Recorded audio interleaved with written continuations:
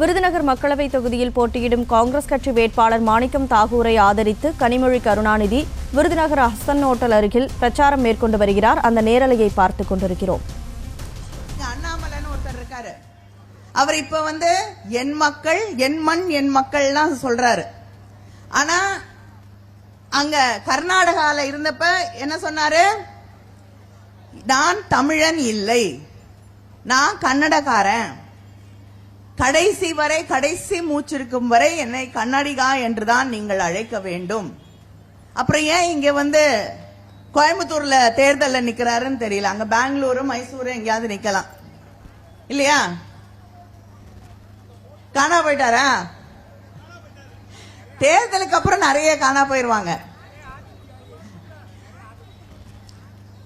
இப்படி அந்த ரவி என்ற நம்முடைய ஆளுநர் நாம் போராடி பெற்ற தமிழ்நாடு என்ற நம் பெயரை நீ ஏன் தமிழ்நாடுன்னு சொல்ற, தமிழகம்னு சொல்லுங்கிறாரு. நீங்க யாருங்க இங்க எங்களுக்கு தமிழ்நாட்டை எப்படி தமிழகம்னு கூப்பிடுறதா தமிழ்நாடுன்னு கூப்பிடுறதா அப்படின்னு சொல்லக்கூடிய அளவுக்கு உங்களுக்கு இந்த மண்ணிலே என்ன உரிமை இருக்கிறது?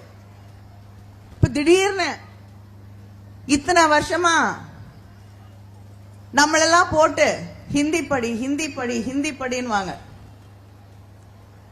மாணிக் தாகூர் அவர்களுக்கு ஒரு அளவுக்கு புரியும், எனக்கு தெரியாது. நான் எழுந்து கேள்வி கேட்டேன்னா பாராளுமன்றத்தில் ஹிந்தியில பதில் சொல்லுவாங்க. லெட்டர் எழுதுனா ஹிந்தியில பதில் வரும். நான் யாரை தேடிட்டு போய் அது என்ன பதில் வந்திருக்கு அமைச்சர்ன்னு கேட்டு தெரிஞ்சுக்கிறது என்ன நியாயம்? நான் மக்கள் பிரச்சனையை தான் எழுதுறேன்.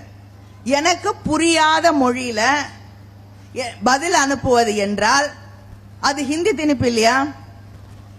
அது என்ன? தொடர்ந்து உங்களுடைய மொழியை கொண்டு இதுதான் இந்த நாட்டினுடைய பற்று, இதுதான் இந்த நாட்டுடைய மொழி என்று திணித்துக் கொண்டிருந்தீர்கள். இப்ப தேர்தல் வந்த உடனே பிரதமருக்கு தமிழ் மேல பற்று வந்துருச்சு. பற்று நான் தமிழனா பிறக்கலையே, தமிழ் படிக்கலையே, தமிழ் பேச தெரியலையே, எழுத தெரியலையேங்கிறாரு. ஒன்னும் கஷ்டம் இல்ல.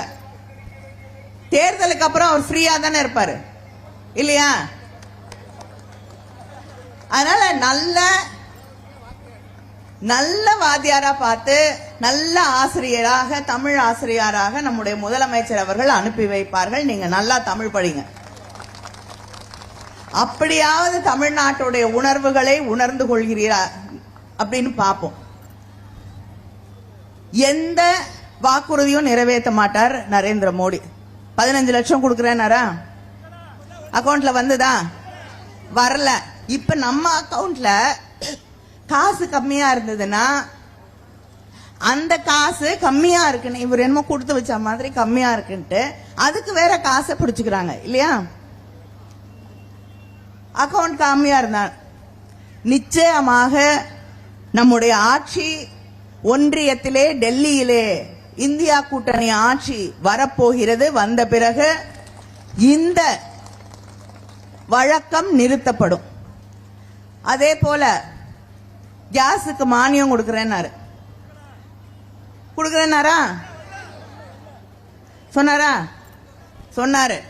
அவர் எது சொன்னாலும் நடக்காது. அதனால மானியம் கொடுக்கிறேன்னு அவரு ஆட்சிக்கு வந்தப்ப 410 ரூபாய் கேஸ் விலை, கேஸ் சிலிண்டர் விலை. இப்ப 1100 ரூபாய். 200 ரூபாவா? சரி, 1100 200 ரெண்டுக்கும் நடுவில் ஓடுது.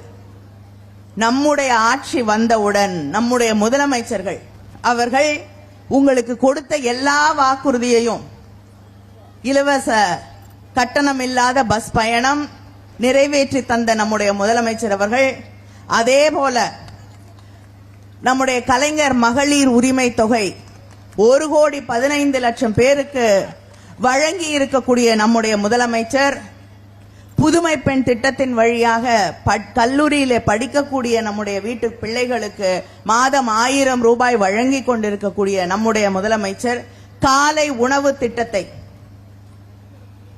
கொண்டு வந்திருக்கக்கூடிய நம்முடைய முதலமைச்சர் அவர்கள், வாக்குறுதிகளை நிறைவேற்றக்கூடிய நம்முடைய முதலமைச்சர் அவர்கள் கேஸ் விலையை 500 ரூபாயாக குறைப்பேன் என்று உறுதி அளித்திருக்கிறார்கள். எவ்வளோ?